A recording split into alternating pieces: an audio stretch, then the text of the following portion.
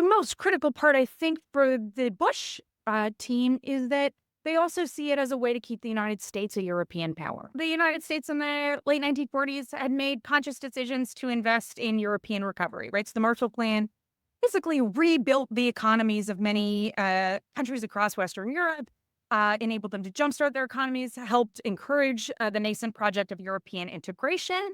And then the Truman administration signed the North Atlantic Treaty. That was a huge break from the American past, an agreement to a standing alliance in the old world, right? This is what George Washington had warned against. The United States had avoided for years, preferring to be involved in the Western Hemisphere, not in Europe.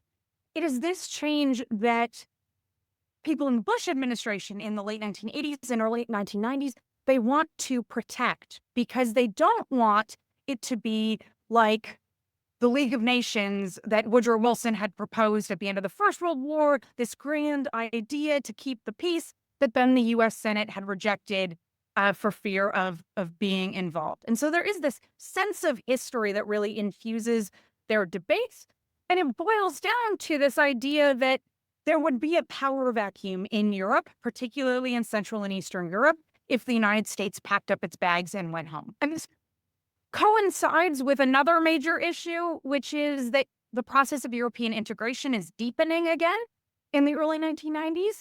And so there is concern that if the United States goes home or NATO disappears, that the United States will be at a disadvantage on the outside of this European project looking in, which has an impact on a whole range of issues in U.S. foreign policy, from trade to security.